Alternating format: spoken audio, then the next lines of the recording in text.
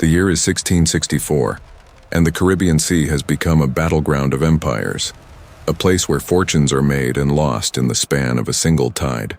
Among the scattered islands that dot these turquoise waters, one small piece of land off the southern coast of Hispaniola draws the attention of those who live outside the law. This is Ile-a-Vache, a name that means Cow Island in French, a place that would become a crucial anchor point for the buccaneers of the Golden Age. The island itself is not large, stretching only about 12 kilometers from end to end, but its geography makes it nearly perfect for the kind of men who need a hidden port. A sheltered bay on its northern coast offers deep water for anchoring vessels, while the surrounding reefs and shallow passages create a natural defense against any unwanted naval patrols. The first pirates to use this spot were not the famous captains of legend, but rather the early buccaneers who had been pushed out of Hispaniola by Spanish forces. These men, known as the Brethren of the Coast, had learned to survive on wild cattle and pigs, smoking their meat over wooden frames called boucans. By the 1660s, they had transformed from desperate hunters into organized raiders, and Ile-a-Vache became one of their primary staging grounds. The island sat at a strategic crossroads, close enough to the shipping lanes that carried Spanish silver from the mainland, yet far enough from the major ports to avoid detection. A ship's log from a French privateer, dated 1665, describes the anchorage as capable of holding a dozen vessels at once with fresh water available from a spring on the eastern side. The buccaneers did not build permanent settlements here, not in the way that Nassau or Port Royal would later develop. Instead, they constructed temporary shelters from palm fronds and salvaged wood, structures that could be abandoned in an hour if a Spanish warship appeared on the horizon. The island had no governor, no tax collector, no church. It existed outside the reach of any European crown, a blank space on the map where the only law was the one written in the articles each crew signed before a voyage. French colonial records from the period note with frustration that Ile-a-Vache had become a den of freebooters who recognized no authority, a place where stolen goods changed hands and fresh crews were recruited for the next raid. The men who gathered here were a mix of nationalities: English, French, Dutch, and escaped African slaves, all drawn by the promise of plunder. They shared a common enemy in Spain, and a common understanding that survival depended on cooperation. The island itself offered few resources beyond its anchorage and water. The soil was thin, the forest scrubby, and the heat oppressive during the summer months. But for men who needed a place to careen their ships, to scrape the barnacles from the hulls and apply fresh tar, Ile-a-Vache was invaluable. The process of careening required beaching the vessel at high tide and tipping it onto its side, a vulnerable operation that could take days. A secure location was essential, and the island provided exactly that. By 1668, Ile-a-Vache had become a regular stop for some of the most notorious captains of the era, men whose names would later fill the pages of pirate histories. The island represented something more than just a safe harbor. It was a statement about the nature of power in the Caribbean. The Spanish claimed dominion over these waters, but they could not control every cove and inlet. The buccaneers understood that geography was on their side, that the same reefs and currents that made navigation dangerous for large warships were advantages for smaller, more maneuverable vessels. Ile-a-Vache was not a paradise. It was a base of operations, a place where plans were made and supplies were stockpiled. The men who anchored here did not dream of settling down. They dreamed of the next prize, the next ship laden with gold and silver that would appear on the horizon. And from this small, unremarkable island they would launch attacks that would shake the foundations of Spanish control in the New World. By the late 1660s, Ile-a-Vache had transformed from a simple anchorage into something far more organized. The island became a meeting ground where captains gathered to coordinate their movements, a place where the Brethren of the Coast put aside their differences long enough to plan coordinated strikes. A French colonial report from 1668 describes a gathering of over 8 vessels anchored in the northern bay, their crews numbering close to 600 men. These were not random arrivals. The captains had sent word ahead, using small sloops and fishing boats to carry messages between the scattered pirate bases of the Caribbean. The council that formed on Ile-a-Vache operated on a simple principle. Every captain had a vote, and every crew had a share in whatever plunder was taken. The articles drawn up during these meetings were recorded in the logbooks of several privateers, and they reveal a system of democratic governance that stood in direct opposition to the rigid hierarchies of European navies. A captain could be voted out by a simple majority. Shares of treasure were distributed according to role, with the captain receiving 2 shares, the quartermaster 1.5, and every other crew member 1 full share. The men who gathered on the beach under the shade of sea grape trees discussed targets with the same seriousness that merchants discussed trade routes. Spanish shipping was the primary concern. The treasure fleets that sailed from Veracruz and Portobelo carried silver, gold, and cochineal worth millions of pesos. One of the most detailed accounts of these planning sessions comes from the testimony of a French buccaneer captured by Spanish authorities in 1670. Under interrogation, he described how the captains would spread charts across the sand, marking the positions of Spanish forts and the seasonal patterns of the flota. They knew that the treasure ships sailed with the trade winds, that they gathered in Havana before crossing the Atlantic, and that the most vulnerable point in their journey was the passage between Cuba and Florida. The alliances formed on Ile-a-Vache were not permanent. They were temporary coalitions built around a single objective. Once a fleet was captured or a town sacked, the captains would divide the spoils and go their separate ways. But the island itself remained a constant, a neutral ground where old scores were set aside and new partnerships were forged. The Spanish governor of Santo Domingo wrote to Madrid in 1669, warning that Ile-a-Vache had become the nerve center of pirate operations in the region, a place where the enemies of the crown gathered with impunity. His letter describes the island as a wound that could not be healed, a base that supplied the pirates with fresh water, food, and most importantly, information. The pirates had developed a network of informants, fishermen, and traders who passed along news of Spanish ship movements in exchange for a cut of the plunder. On Ile-a-Vache, this intelligence was shared openly, discussed and debated by men who knew that the difference between a successful raid and a disaster often came down to timing. The tension in these meetings was real. These were not disciplined soldiers taking orders from a commander. They were independent captains, each with his own crew, his own grudges, and his own ambitions. Arguments broke out over which target to pursue first. Some favored attacking the smaller coastal towns, where the defenses were weaker and the risk lower. Others pushed for a direct assault on the treasure fleet itself, a gamble that could make them all rich or kill them all in a single afternoon. The resolution came through a vote, recorded in the log of an English privateer named Captain John Morris. The majority decided on a 2-pronged strategy. One group would raid the town of Santa Catalina, drawing Spanish forces away from the main shipping lanes. The other group would lie in wait near the Cayman Islands, ready to intercept any treasure ships that responded to the distraction. The plan was bold, and it required precise timing. The captains agreed on a rendezvous point and a date, marking it on their charts with charcoal.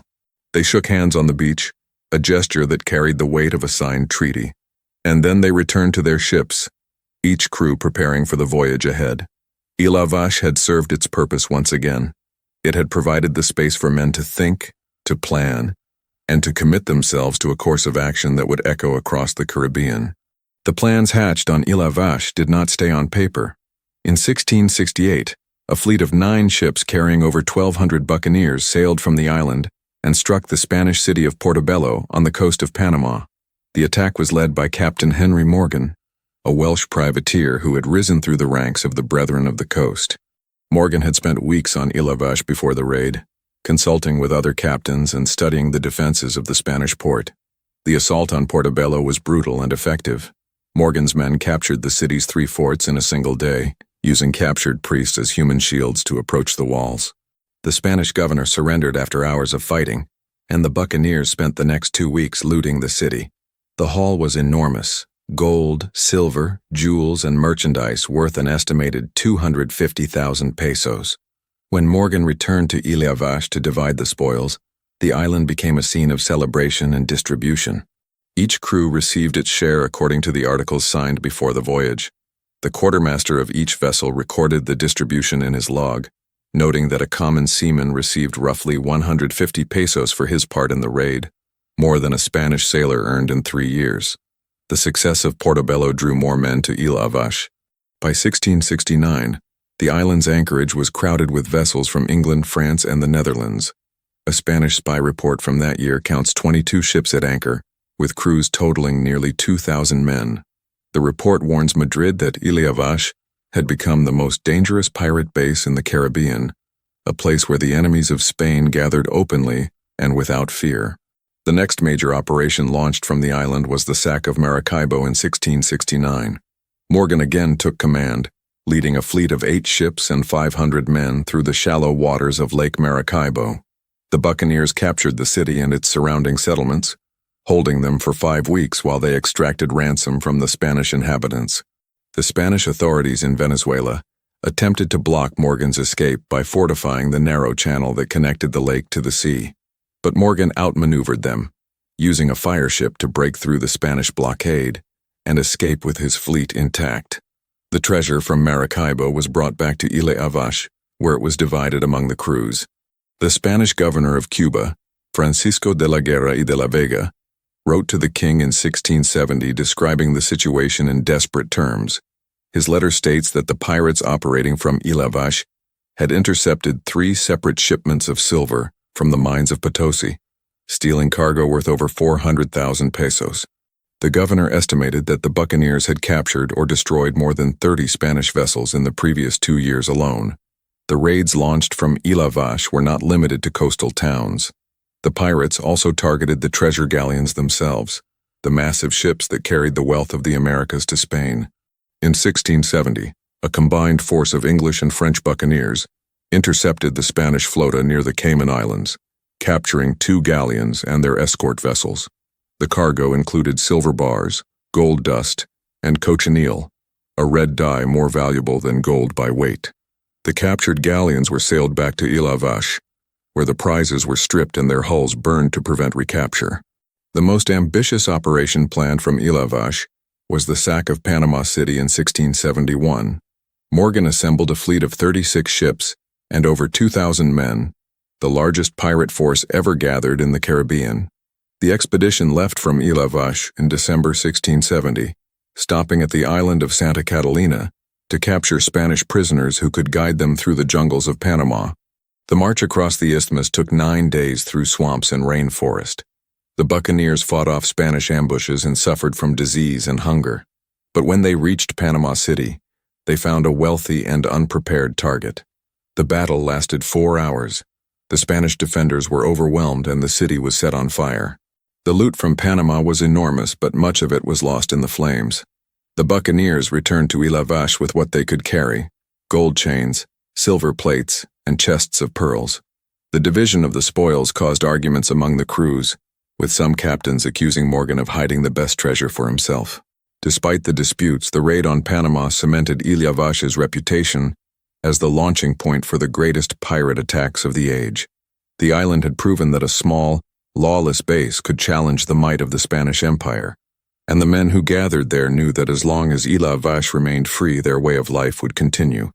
The end of Ile-a-Vache as a pirate stronghold came not from a single battle, but from a series of political shifts that reshaped the Caribbean. The Treaty of Madrid in 1670 between England and Spain changed the rules of engagement.